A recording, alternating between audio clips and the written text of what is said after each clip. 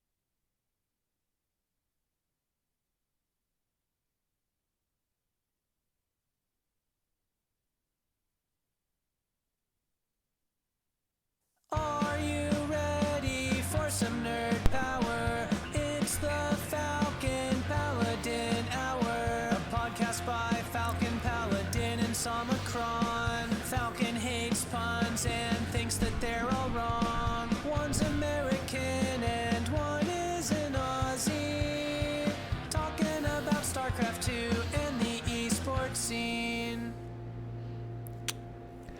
Hello and welcome everyone to the podcast. Yes.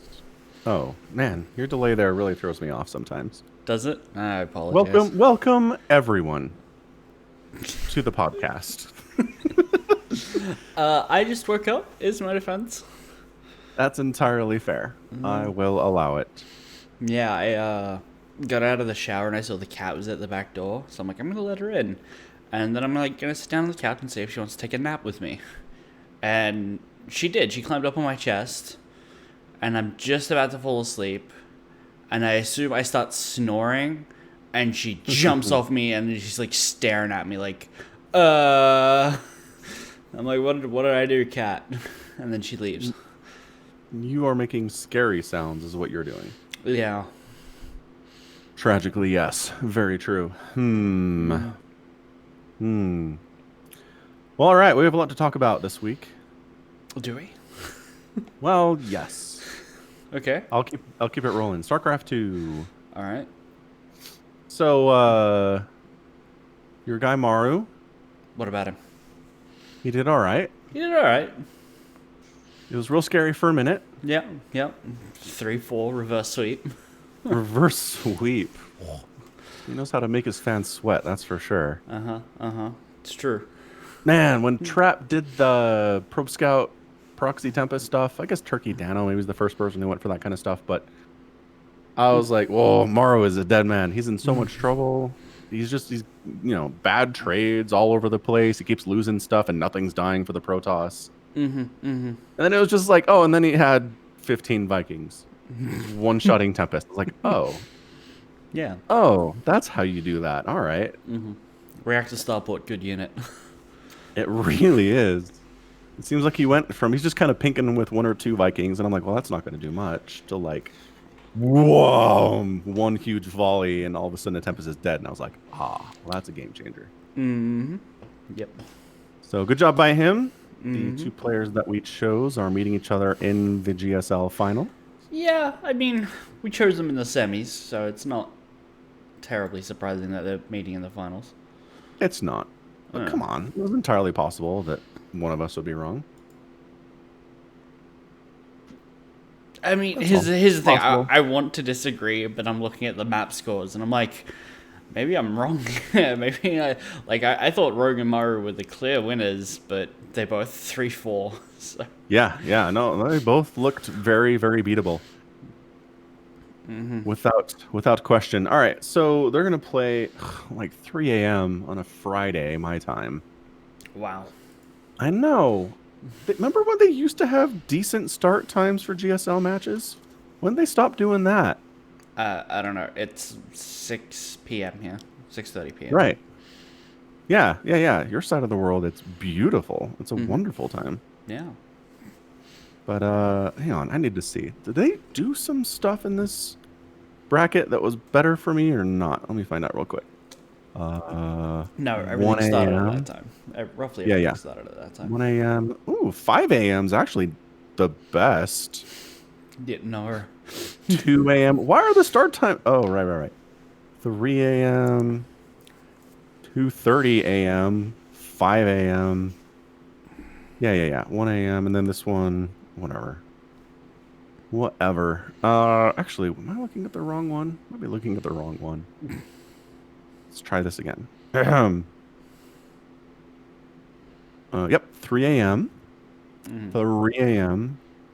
3 a.m. All right, cool. So yeah, bottom line, I don't know. Maybe I'll take Friday off. Stay up and watch it. It's just 3's right in the middle of this. Like, do you stay up late and watch it, or do you wake up early and watch it? You know? Right. I don't know what to do if I want to. Yeah, I don't know, man. I do not know. Because I'd rather stay up. But I mean, that's hours and hours. It's just staying up. I'm not actually watching StarCraft, you know? So, whatever. I don't know. We'll figure it out. I'll think about it. Good luck. And before stay up late and it turns into 1 hour long games. Yeah. Yeah, that's true. Possible. It's a possibility. Yeah.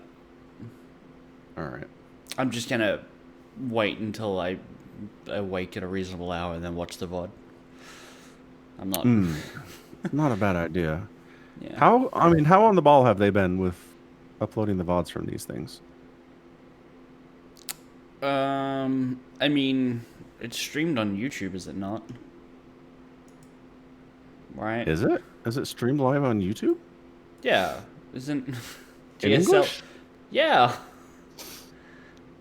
I thought they were... GSL's always streamed live on YouTube. What are you on about? Like, Oh, right. GSL is. Yeah. That's what we're talking about. what the hell did you think? Yeah, we you're just- right. So it should... ESL. Okay. So... It'll be there, like, instantly. 'cause it's a Instantly. bot. Right. Good call. I think I'll just do that then. It won't be too hard to avoid spoilers. Just stay off Twitter. Don't look at Discord too close. Exactly. I promise not to spoil you if you promise not to spoil me. Sure. I think I can do that. Yeah, I think that's fair. Mm. Cool. All right. Well, how are you feeling about Mara winning this? Pretty good. I mean, Okay. About as good as Scale I of always do. Like a 6. Okay. Yeah, about standard for Morrow in any match anywhere. Yeah. Yeah. I want to find his group real quick. He had Cure and... No, he had Solar in his group. But again, Solar on super, super big stages. Right. Not what we want him to be. But he did 2-1 Solar. That's all the Zerg he's played since the group stage. So, Hmm. guess he did drop a map to Solar, though. So either that says how good Solar's playing, or maybe Mara's struggling a little bit. I don't know. We'll find out. We will find out. All right, Yeah, cool. alright. What about Enough. Rogue? You feeling confident on Rogue? Yeah, I am. Mm-hmm. I feel like Rogue plays to his greatest potential most of the time. It's just every once in a while he does something really stupid, and you're like, Rogue, come on. Like, was it Rogue in the last GSL who went for the stupid drone drill Zergling thing against Trap or someone? Yeah. Totally fell apart. I was like in a position where he didn't need to do it. I don't know. It was bad. Got totally scouted and completely shut down. And everybody was like, Rogue, buddy. Come on. It's such an anticlimactic way to lose. Mm-hmm.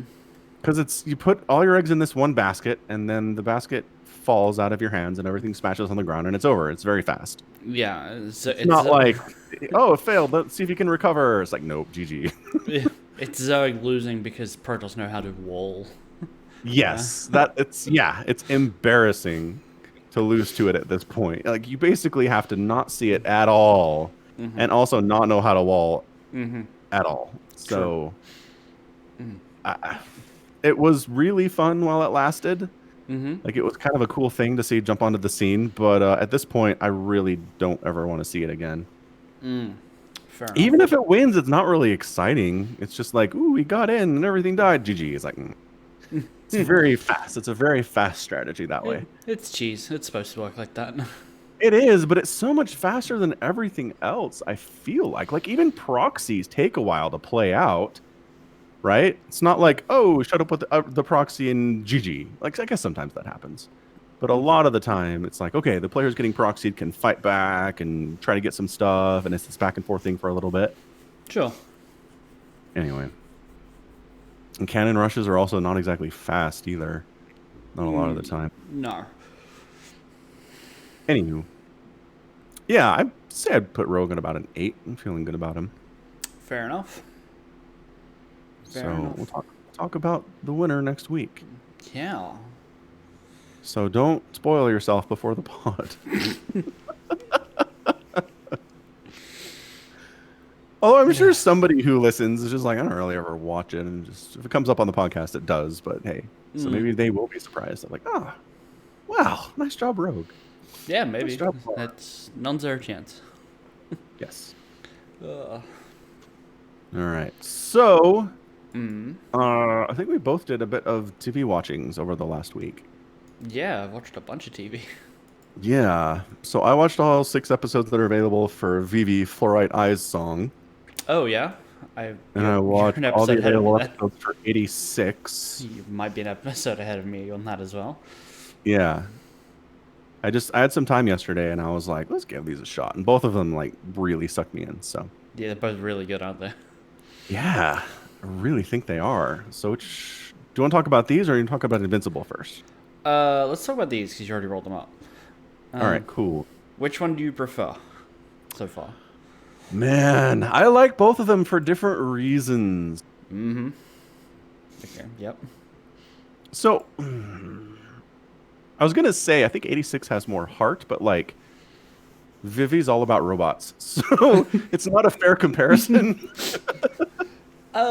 Yeah, Vivi's all about robots, but there's a lot of that character, like the characters, like on the space hotel, and the girl, and she's like, Yes. "Oh, you're the robot my sister found and befriended," and it's like, Right. "Oh God, my heart." Right. There are moments for sure, but I'm just saying the protagonists are all robots and ostensibly don't have any emotions, but now we have to define what an emotion is because they have directives that they're trying to fulfill and it leads them to value certain things. And is that what emotions are? Is valuing something? I don't know, man. It gets confusing in my brain. I'm like, well, do they have emotions or not? I mean, one of the robots in the show gets married, or at least Yes. she's in it for like 4 seconds. To fulfill the directive of making people happy. Like, that's what it was. That's what she says. She's like, for 15 years, I've been a hospital robot, and my directive was to, keep people alive and make them happy. And I'll change, I can change that to make you happy from now on. That sounds great. And he's like, awesome. That's incredibly romantic. Hey man, it fits her directive, like her mission statement. But does that mean it's not what she also wants? That's the question, right? Right. Are the robots only fulfilling directives, or they have their own true wants and desires outside of that? So I guess those are people who have not watched this show. Just quick rundown. It's the world where there is AI. There are robots. They do everywhere. They do have a certain amount of sentience. They do have self-awareness. Mm-hmm. Yep. And initially, when they created these robots, humanity tried to give them multiple different directives at once. They tried to basically make them as human as possible, right? You take care of children, and you have a job, and you have friendships, and you take care of the yard and stuff. But the robots couldn't handle that; they completely failed. So they made a rule that you can only give a robot one directive, and that's all they have for their whole lives. So you have a singing robot, who's the protagonist. You have, healthcare robots, which just take care of the physical needs of people. You have greeter robots and robots that can run hotels, apparently. Which feels like more than one directive, but if you boil it down, I guess it's just one. So they kind of start skirting that, because technically her directive was to keep people alive as a life worker, a life worker or something. Yep. And so running a hotel was tangential to that because the hotel's in space. So keeping everyone alive in space is really what she's doing. Running a hotel is just how she does it. Yes. So, they skirt around it. They kind of are a little bit wobbly, timey-wimey on the, speaking of timey-wimey, on the rules there. So, our protagonist is a robot who literally sings at a theme park in future Earth. And what's interesting, too, is you would think if you built a singing robot, they'd just be amazing at singing. But, she has to get better at it, right? Or, because, she keeps talking about how she wants a bigger audience and she wants to sing on the main stage one day. But if she never improves or gets any worse, then it's just I sure hope people randomly decide to come watch me, Yeah, kind of. I mean, they never explicitly state that she's a bad singer. No. At any point, right? They just, Right. people are not strictly interested in someone who just sings. As an attraction, that's not particularly interesting, because they make a deal that she's the first android that's fully autonomous, basically. It doesn't need to be checked up on by other robots. It doesn't need to get, directives head-butted into her, when things change at the park. Right. But yeah, she has enough autonomy and self-awareness to adapt within her own directive. Yeah. So it's more of an experiment of, can we make a robot that eventually tunes itself to be more interesting to people? And the answer is yes. Sort of. Right. Yeah, sort of, turns out. Yeah. We discover. So anyway, so she's just doing her thing. She's made friends with a little girl who comes and sees her. It's like her only fan. It's really adorable. Mm-hmm. Gives her a And bath. then, yeah, gives her a little bear. She like gives her a pep talk. She's like, I want you to. Can't remember. Did she tell her to sing with more heart? Is that where that idea comes from? Yeah, sing with all your heart. Okay. See, that's the other thing. Like, how is she supposed to do that? Either she can, or she was programmed with the ability to sing in a way that makes it seem like she's singing with heart, or she wasn't, Or she can choose to. or she gains a heart through her friendships and her connections with people, and then she's able to sing with it. Right. And so that's how we blur the lines between human and robot in this show. Yeah. So the conceit of the show is that AI comes into her life that claims to be from the far-flung 100 years in the future, where AI has risen up against humanity and murdered them all, because that's how AI always does it in stories. There's never a story where AI and humanity lives together in peace and harmony forever. I can't think of a single one. It's like sometimes they have rebellions and then like they fix it. Right. But I'm just saying, as far as the relationships between robots and humans, I don't think any science fiction has ever been like, it starts out great, it goes great, and it ends great forever, you know? Probably because that's a boring story. Yeah, no, you're right. Probably because there's no reason to do that. So, anywho, so he comes, proclaiming, I keep saying this because I don't trust him at all. It's a fast-talking little cube who can inhabit the little bear that our protagonist, that Vivi, is given from her friend. Apparently, bear is a robot bear, so it's not. I thought it was just a stuffed bear, but then all of a sudden, it's like running around, and okay, so it's a bear. It's a robot. It's a bear. robot bear. Yeah. So he inhabits the bear. For the most part, we see him as this little cuddly, fuzzy bear. He complains that it's itchy, which I think is interesting too. Why would a robot bear be created with like feeling receptors on the outside? I don't understand. Anyway, so he says this happens in 100 years. I was sent back by somebody specifically to hire you to stop it from happening, because you are. Does he say that she's the only one? She's the only one whose body hasn't degraded in 100 years, because she is. The experiment to have her be a great singer fails, and so as the first of her kind, they put her in display on a museum. And so he knows that in a normal timeline, she will always still be there to get back up and keep going at the next, nexus point or whatever in time, right? Yeah. Right. So he says that she's the only one that can do this because she exists throughout this whole entire 100-year period. Yeah. That's where she lives. Yeah. So he's basically like, we need to do stuff. It's very episodic that way. He's like, we need to stop this thing from happening, and hopefully what that will do is prevent this massacre 100 years into the future where all humans die. And he totally plays on her directive, because her directive is technically to sing and to make people happy, but tangentially, if they're dead, then she can't do that. Yeah.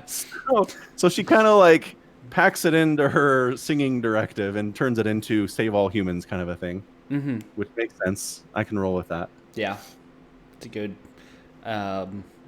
robot lesson where it's like, what you programmed to do, what you had in mind when you programmed them is not exactly how you programmed them, right? Yeah. Yeah. It's good. Yeah, I like it. It's good. It's really good. So anyway, like one of the things, there's a space hotel, first of its kind, and it crashes to Earth, and there's people on board and they die, and it turns into this huge anti-robot sentiment, which then flips because there's so much anti-robot sentiment that some people want to defend AI, and it turns into a thing. But yeah, I mean, that was the first indication I had that what Matsumoto is trying to do is impossible, right? Did you ever have that thought? Like, it just feels like no matter what he tries, it doesn't work. I mean, he makes the line about you can't throw a pebble into a river and change the course or whatever. He right? does. And Yeah. so I can see that none of these individual events are going to reshape the future in its totality, but eventually you might make a change. You might not change the future where there is no AI or they stop progressing AI development at all, but you might avert the murder apocalypse. Right. It's possible. I don't know. I don't trust him. He's just too fast talking for me. Mm-hmm. Like, he talks so fast that I'm a fast reader. His subtitles are gone. They Zippy. show up and they're gone. He's the fastest talking character I've ever seen in an anime. I'm not saying he's the fastest because I haven't watched a lot. I'm just saying he is the one that I've seen. Yeah, he's pretty zippy. He's zippy. Yeah. Reminds me a lot of Wheatley, except smarter. Except what? Wheatley, but smarter. Yeah, or at least appears, has the appearance to be smarter. Mm-hmm. But anyway, but I don't know, like, he shows her video of, like, what happens in the future, right? Mm-hmm. That can be doctored. There's no way that's impossible to fake, Mm-hmm. So I don't know. So what you end up with is two robots working together to save the future of humanity. It's fun. I like it. Mm-hmm. Mm-hmm. It's good. I like, too, that every episode he shows up, and it's like, it's been 15 years. Right. And it's funny because, like, the protagonist, she hasn't aged because she's a robot. Yeah. So our normal sense of progression of time is totally ruined. Mm-hmm. She's even wearing the same clothes. It's just like, I don't know, what does she care? Anyway. Yeah. Yeah. Please It's remove good. yourself. I love Right. She is not necessarily a willing participant in their adventures at first and believes that this other robot is a virus and keeps telling it just to remove itself, please. Yeah. It's a great way to deal with viruses on a computer. It is. Just ask it to go away. Yep. Totally works. 100% of the time. Anyway, recommended. It's on Funimation. Mm-hmm. Cool. So, 86. 86. Oh, 86 is good. 86 is so good. 86 is good. So again, futuristic society. We have a city or a country, or it's all the same thing. I don't really know. Who's defending itself from invaders? Mm-hmm. The Legion. The Legion. These autonomous drone invaders. Although we'll get there in a second. And they're defending themselves with what they tell the public is their own drone autonomous fighter robots. Mm-hmm. And there are commanders inside the city that communicate by voice out to different platoons out on the outskirts that are defending. Mm-hmm. And yeah, they give them tactical analysis. They give them orders. They try to help them fight the best that they can. Mm-hmm. Yeah. And they make a big deal about the fact that there have been no casualties in these battles. We held off a force of 8,000 enemy troops. We lost nobody. This is the greatest system anyone's ever set up. Yeah. And everyone's real happy. Yeah, nothing wrong with anything that this guy's just said. Nope. Nobody ever dies. It's Definitely. the future of war. It is, yeah. Yep. They're also very lax on their training of their own cadets because, well, the war is going to be over in 2 years because these Legion bots, they were programmed with like a 5-year lifespan or something to shut down, and they're 3 years into the war, so you don't actually need to worry about training your military cadets all that well for strategic knowledge because the war's going to be over by the time they graduate. Guaranteed. Exactly. 100%. Yep. Bingo. So the surprise plot twist is that the unmanned drones are not unmanned. Yeah. They are quite piloted. Yes, by peoples. By peoples. How would you describe these peoples, Falcon? They have color. They have different hair color and eye color and stuff. It's amazing. Because I totally noticed that before they even brought it up in the show. Mm-hmm. Because all the people in the glistening city, they all have white platinum hair Yeah. and white eyes, and everything is whitewashed. Yeah. And then they show us these people out in their barracks ready for the next battle, and I was like, oh, different eye colors and hair colors do exist in this universe. Mm-hmm. Huh. They're all just forced to live outside in internment camps and press ganged into fighting a war. Yep. Yeah. Good times. Good times. Bad times. So our protagonist in this show, I do not know her name at all. Neither do I. I don't remember her name. Handler 1. Yes, Handler 1. Yep. I wonder if there's something I can... No, Crunchyroll does not help me with names at all here. That's fine. Handler 1. She's apparently the only person that we've run into in this whole society that actually cares about these people on the front lines It's true. at all. Yep. And so she basically tries her best to make her Lena. squad. What is it? Lena. Lena. Thank you. Lena. She tries her best to make her squad feel like they're human and that she cares about them. But every other handler they've ever had doesn't give a crap. So, why would they trust this one, Right. And this particular group of combatants has driven all of their previous handlers to, quit or kill themselves. Yeah, at least away. But Yeah. a couple of them have committed suicide after resigning this post. Yeah. Yeah. Which is impressive, to say It the is. least. Yeah.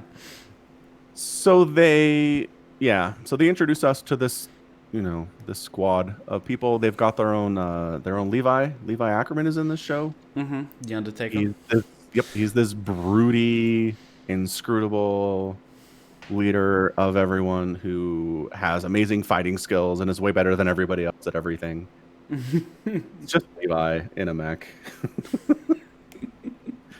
That's where I ended with him. Yeah. So he goes by Undertaker. Yeah. And he's the one. Whatever group he is personally in, the handler of that group ends up quitting pretty quickly or committing suicide. Yes. Yeah. So, it's just, it's good. So basically what happened was this war became inevitable. I do want to point out that the opposing nation whose robots are attacking them got wiped out by their own robots. Yes. Which, again, it's the future of automation, you guys, is the robots are going to kill us all. Mm-hmm. Mm-hmm. So, so that's why the robots don't have the ability, apparently they believe the robots don't have the ability to prepare themselves. Mm. So they're all going to expire in a couple years, which I don't know. You feel like that's true? No. Yeah, me neither. I feel like the show goes one of two ways, right? Either in 2 years' time, the robots aren't shut down, or they do shut down, and then all of these second-class citizens that they've made to fight their wars are the only ones who are piloting mechs at the moment. And they're not particularly happy with their handlers, and you have a whole nother war going. Maybe.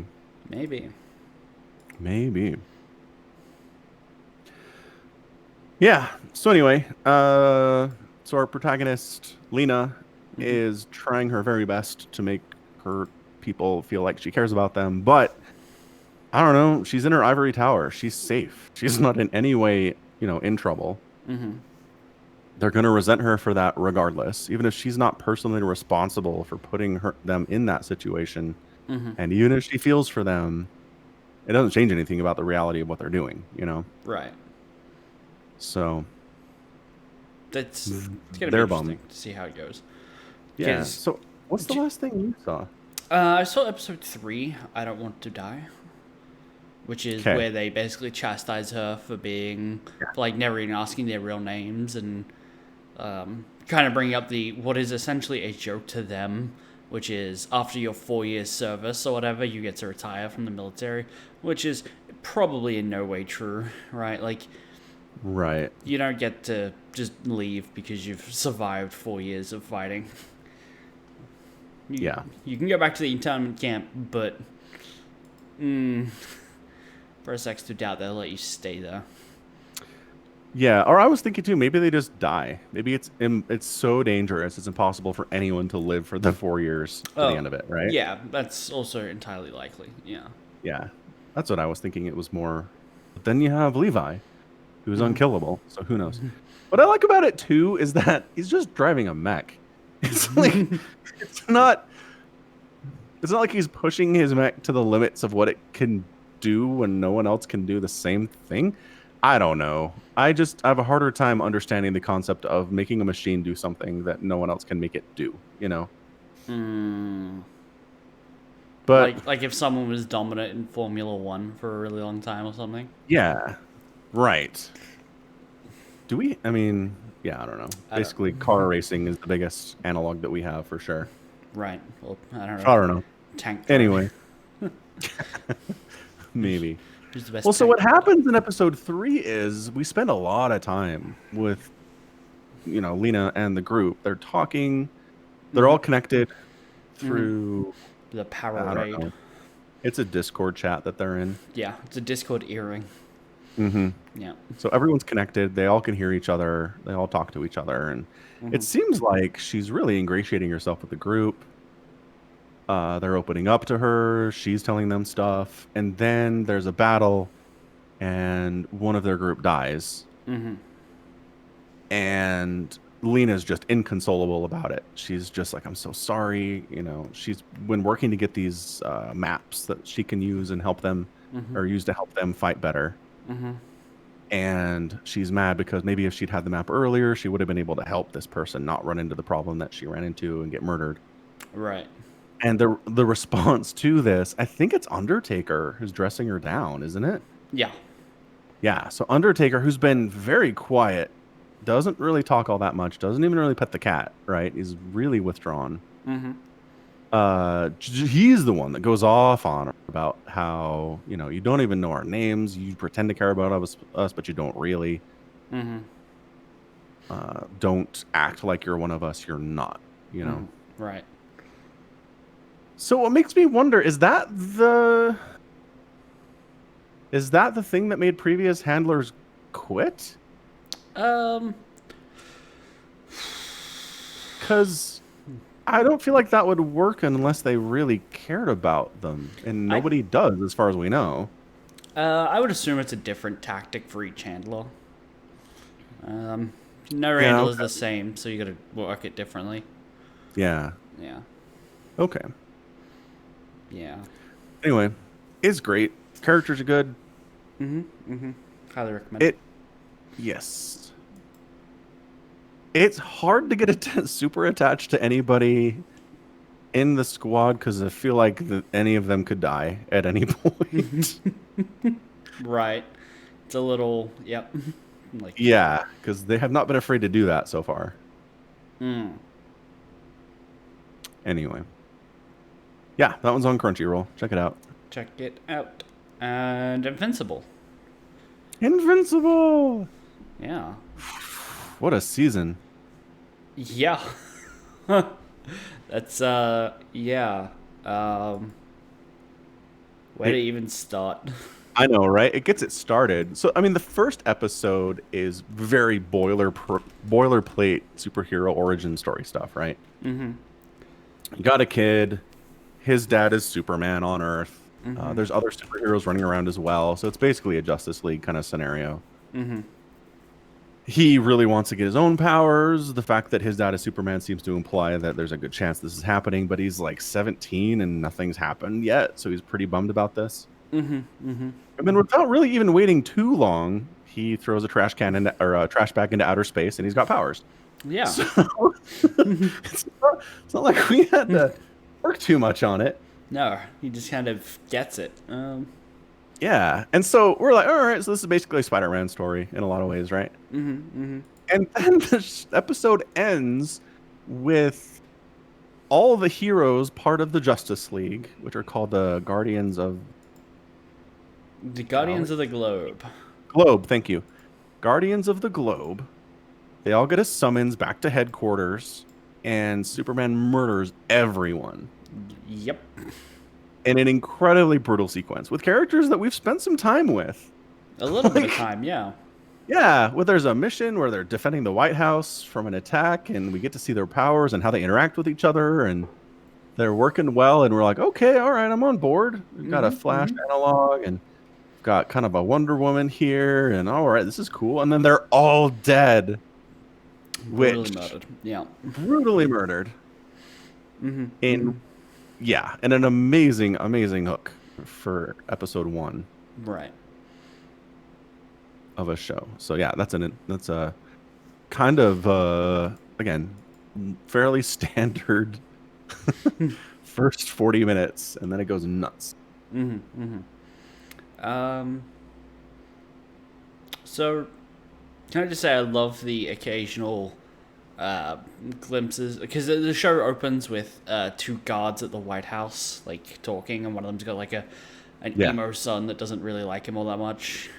And then it's like a couple episodes later, there's a scene with him and his son are at Buckingham Palace, and then the trash bag that Invincible threw into space crash lands on them.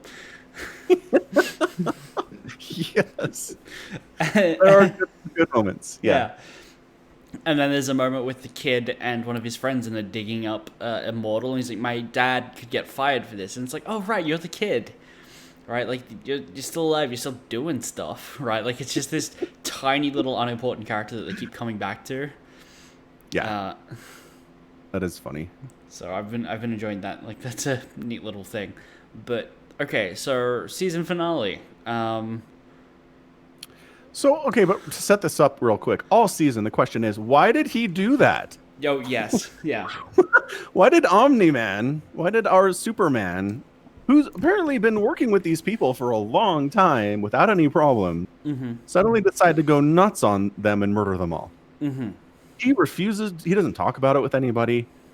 Like, his wife discovers what happened and asks him point blank, and he won't tell her. And it's like, what? Why? What is happening? Yeah, and then finally in the last season, we get there. But In the last episode. yeah. Yeah. So, I kind of saw this coming a tiny little bit. Only because there's one line that sticks out in my entire head throughout while I was watching the thing.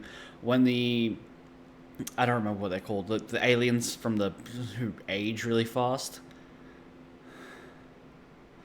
They come through like a portal in New York and start invading. Oh, right. Yeah, Yeah. from a different dimension where time runs more quickly. Right. Omni-Man goes and kills them all, and he goes, I don't think you get it. Earth's not yours to conquer. Yeah. That line really sticks because it's his to conquer. That's the implication. Right. Yeah. I mean, it could also not mean that. It could, but I mean, I felt like it really stuck out. And because that is what it especially 'cause means. he's like mercilessly murdering that entire planet. Yep. Yeah. Yeah, he's not. When I say he's Superman, he's not. He doesn't have like Superman values. No. Talking about skill That we- set here. Yes. Although he doesn't have laser eyes and he doesn't have his breath. It's not specific. It's the position. He is the unstoppable force. The guy at the top of the food chain, no matter what other heroes there are. Yes, and there's no kryptonite in this universe either, as far as we know. No, but he's also, I would say, weaker than Superman physically. Right? Like, Superman needs kryptonite, otherwise you just can't hurt him ever. The only thing that hurts him is another Vitromite, though. No. I mean, no, he can be hurt by other people. Like, the Flash's punches really did a number on his chest, right? oh, that's true. Yeah, that in the first episode. And the Immortal, like, gouged his eyes out almost, right? Like, he takes punches. He gets a nosebleed from an orbital laser cannon, right? That's true. All that for a drop of blood. Yeah. So he can be hurt. It's just incredibly difficult, right? Yes. No, that's fair. That's very fair. But it's about the position, the idea that he is on top of everyone else, as Superman is in the Justice League. The Justice League. DC Comics universe. Yeah. Yeah. Mm-hmm. Anyway, so in the final episode, he basically confronts his son and tells him, "So I come from a race. We at one point in our history had a giant battle royale. Mm-hmm. And everyone tried to murder everyone, which is like, how do you even organize that? Like, all right, guys, May 15th, 3 p.m. Everyone go outside and start killing. Yeah. How do you determine when to stop as well? It's What like if people didn't want to participate? Like, then they die. They're weak. what if they ran? I'm just saying there might be like refugees somewhere. Yeah. That could be interesting, actually. Like a peaceable faction of Vitramites that just bailed on when all that happened. It's possible. I doubt it because of the intergalactic program guy who's there to make sure Earth has a defender. Yeah, Alan Alien. He doesn't seem like there's any Viltrumites doing anything positive anywhere in the universe ever. He would know. Yeah, Yeah. you're probably right. Agreed. So anyway, so they do that. Yeah.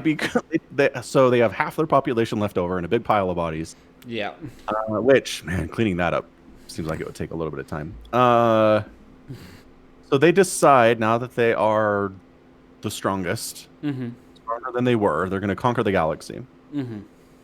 So they have a program where they send one Vitramite to a planet to weaken it for the eventual invasion. Mm-hmm. Which seems like a bad plan, to be honest. I think so too, honestly. Yeah. It's like, one, we know Omni-Man can just destroy an entire planet by himself, right? Like, he can kill everyone here if he wanted. Yep. So sending one to weaken it so that the invasion has an easier time doesn't make any sense because he is the invasion. He sure is at this point. Right? Like, Yeah. if he's the average strength of a Vitramite, surely once the invasion force rolls up, it's just an unwinnable situation for over. any planet, right? Yeah. Well, he's among the elite, right? Yeah, He's sure. chosen for this special program. So, It's true. But I don't know. still. You could be right. Either way, right. So, what? It makes it very clear he's not human a bunch of times in the season. But he's like, Mark, my son, you're not human. Mm-hmm. You're a Vitramite, which means you're better than everybody else. It's true. And join with me. We're going to conquer Earth, and it'll be awesome. Yeah. And he's like, let's do this. And Mark's like, what the hell? What is going on? He responds extremely poorly to the idea that all of his friends and loved ones are lesser than he is and will be conquered by an invading alien force that he's going to help. Like, He also finds out that he's going to outlive everyone as well. yeah, that's even funner because that's the logical path that Omni-Man tries to take here. He's like, look, you can't care about these people. Mm-hmm. They'll all be dead, and you'll look like you're 30. Mm-hmm. You can't care about them. And then he drops the bomb that, like, I love your mother. She's like a pet. Like, Yeah, brutal. the most emotionally damaging line in the entire show. Oh, probably, yeah. Yeah. Because, whatever. We haven't even talked about Cecil yet, but Cecil basically runs some kind of... Shield. What? Run Shield. He's Nick Fury, yes. He's Nick Fury, yeah. He's Nick Fury, who is under the very entirely correct assumption that Superman's going to go nuts one day and try to kill them all. Mm-hmm. Well, yeah. Yeah. That's what he's been working on his whole life. At least last 15 years, right? Well, no. Like, he's been working on that since he slaughtered the Guardians of the Globe. Well, he's got projects that he started before then. True. Right? But I don't think they were necessarily intended for Omni-Man before that. Right. I think he for sure was preparing for Omni-Man to want to murder them all.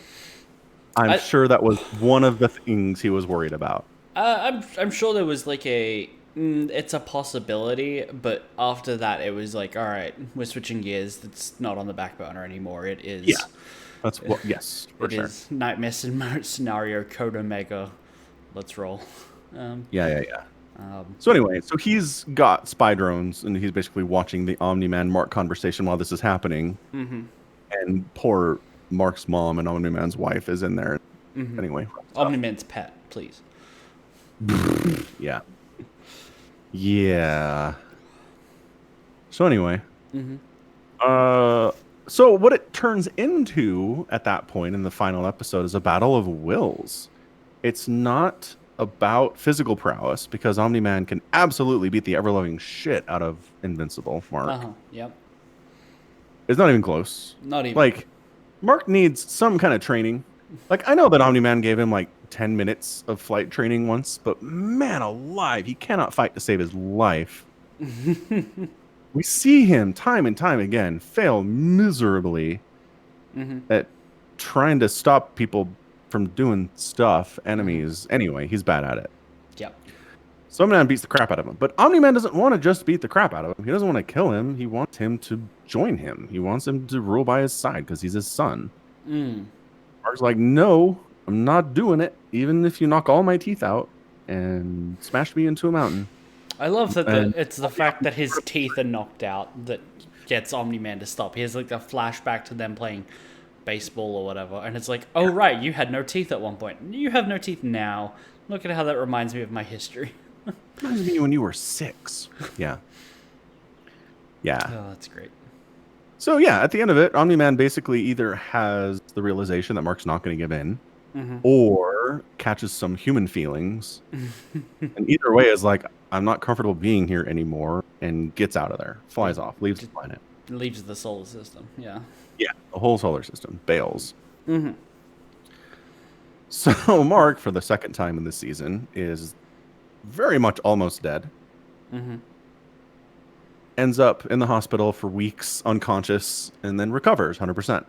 Yeah, like literally flawless recovery. Like no scars. His teeth either grew back or they're implants. I really want them to address this at some point, because he keeps getting his teeth knocked out and then they're back. One day, one day in the next season, he's gonna be like, "All right, time for bed." And he just takes his teeth out, puts them in a glass, glass full of water. Because like everything else, sure, everything else fixing and healing, wonderful, but the teeth, man, what do they do with the teeth? Viltrumite teeth grow back. They like sharks. I guess. Yes, fine. If that's the answer, I accept it. I just need them to address it. But and the other thing we talked about in the Discord, your healing factor is you heal to 100% over weeks and weeks in a hospital while you're unconscious. Right. It's good, but it's not incredible. I mean, it is significantly better than almost everyone. Like every normal humans, because normal humans, it's like you were in the hospital for 6 months and you will live with medication and 6-week hospital check-ins just to make sure you don't die. Yes. So it is way better, but on the superhero scale, it kind of sucks. It's not exactly a premier superpower. No. No. So I hope it gets better, is all I'm saying. I would just like him to either become more durable or have his healing factor increased in some way, because it sucks right now. Poor Mark. I don't think his healing factor will get any better. It'll just be what it is, because after the fight with the Guardians, Omni-Man was in the hospital for a few days, and he was less hurt than that, I feel. Yeah, so, he was kind of faking it a little bit too. He was in a coma. How do they know? Can they monitor Viltrumite brainwaves accurately? Well, he wasn't waking up. Okay, maybe he was pretending. He was just laying there with his eyes closed. No, he was in a coma. Like, how do we determine what a coma is, Omicron? I don't know medically, but if he was just laying there, they would have lifted his eyelids, shined a light, and saw responses. Like, you can't control his pupils dilating. He's not human. He's a Viltrumite. You don't know. You don't know that either. I'm right. You don't know that he can. He was Right. in a coma. For all intents and purposes, they explicitly say he's in a coma, right? And that we have to assume he was actually in the coma. Well, that's what they believe. That's all I'm saying. Well, like, what would be the purpose of faking it for so long? To make it seem like he suffered almost as much as the people that died did. It makes him look better if he's in a coma for a while. But the entire, like, all the time he's faking being in a coma, the only piece of evidence that can prove that he did it is sitting somewhere in the hospital waiting to be examined. If he just didn't fake he was in a coma, he could take the only piece of information that could tend to him and do something a bit better than hide it in a bag on top of a cupboard, right? I mean, absolutely. But 100%. if you fake you're in a coma, that, like, the government might do research on it and, figure it out while you're pretending to be asleep for some reason. Sure. Possibly. Anyway, we're spending way too much time on this. Sure. Yeah. Anywho. Yeah, so that's the basic storyline. There's a whole bunch of secondary stories in there as well. Mark tries to date someone who apparently is nice, Aki. So this person that Mark dates, Amber, is apparently the only person capable of figuring out that somebody in their life is a superhero. Because Mark has a best friend who has no idea. To be fair, he like talks to that best friend all of like 3 times in the entire season before he figures out that he's a superhero, right? Like, yes. That's, okay. He doesn't get it. Sure, but they don't really have a friendship. I think Amber gets it because Adam Eve doesn't hide her face at all as a superhero. Neither does Omni-Man.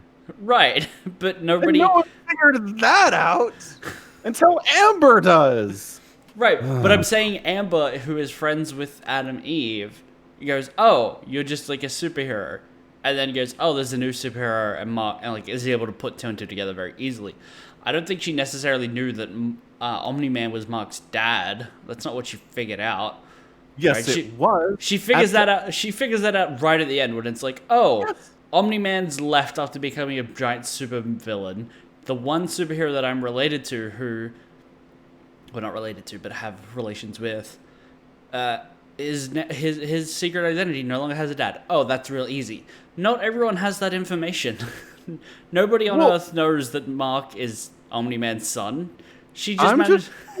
No one else gets there under any circumstances at all with Omni-Man. And he doesn't wear a mask. And he's a big person with very specific chiseled features. I'm just saying, somebody would figure it out. And he's a public persona. He's an author. It's not like he's an accountant somewhere. Well, anyway. I mean, he's a public persona in the fact that he sells travel books, right? Like, yeah. Who's popular, name a famous travel writer? Go.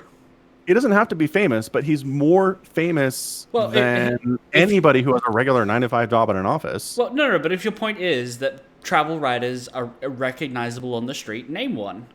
Because he could write travel guides all the live long day as a shut-in. No, that's unlikely. But okay. I don't think he was actually writing anything. I think Cecil was just being like, all right, some ghostwriter, write a book. We're going to call Nolan. There's a moment where his wife says, "Aren't you supposed to be writing that book?" And he goes, "Yeah, I am." Well, you're on a deadline for the book. I mean, it's weird. Maybe he's not writing it entirely, but he's writing something. He's doing something.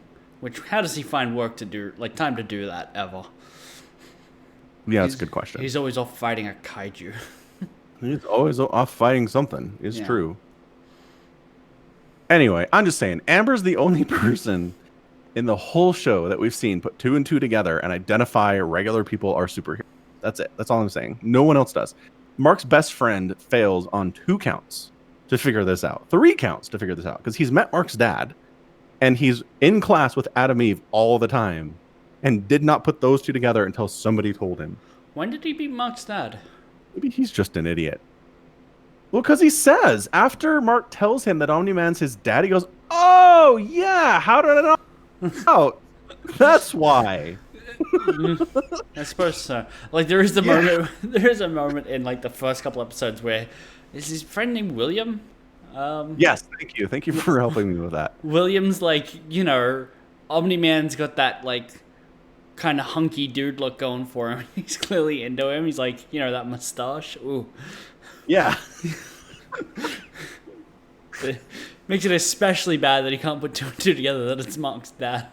Yes, maybe he's just an idiot. I don't know, man. Yeah. Anyway, good stuff. There's man, the robot monster girl stuff is really interesting. Yeah. I think. Yeah, I'm So like I'm there's not, a I'm hero- not disinterested, but I'm more interested if Robot Man, like Rudy, the person, is going to get Explosion Man's exploding abilities.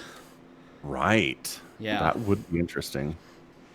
Because he's still just like, now he rides around in a robot. Right. Which you don't need to do. Just send the robot the way you always did. Right. That's what he's been doing forever. Yeah, I don't know. Also, like, so with Monster Girl, she started out as like a 20, 30 something year old woman, right? Mm-hmm. And every time she turns into a monster, she loses a week. Right. She becomes a week younger. And at this point, she looks like she's 11. So, like, okay, I get it. You want to help people, but like, come on. Maybe self-preservation is more important than this, lady. At what point are you going to stop? Like, when you're a toddler, when you're an infant, what's the plan here?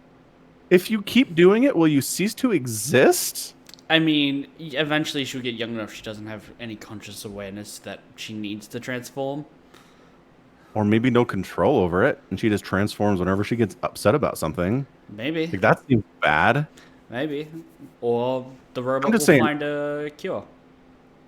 I'm just saying, if I was her, I would have quit a long time ago. I get it. She wants to help people, but there are limits. Come on. That's it. Okay. Also, I feel like if she did her hair different, she would look less like a child.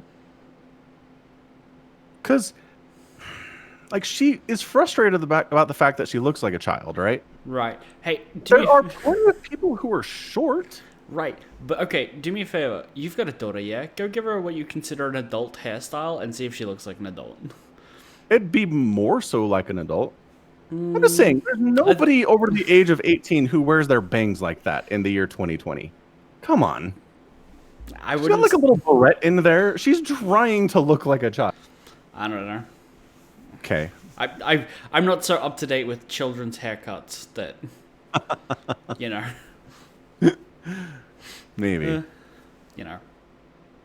Anywho. Good characters, good story, interesting stuff. Yeah, it's good.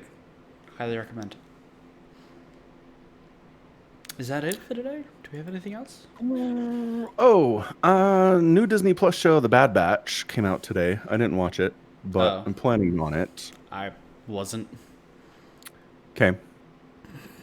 It's Clone Trooper stuff. Yep. That's why I don't care. Fair enough.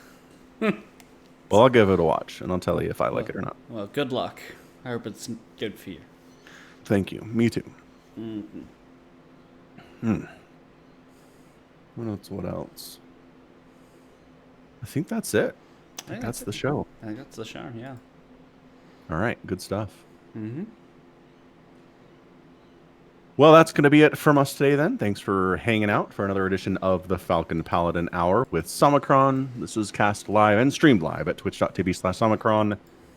Tuesdays at about 9 p.m. Eastern, if you're into that kind of a thing, about 1 p.m. Australian. Yeah, if you enjoyed this, feel free to check out patreon.com/Somicron to support the podcast and Somicron directly. The store is at falconpaladin.store. And until next time, as always, stay safe, stay healthy, and above all, take care of yourself. Goodbye. Bye.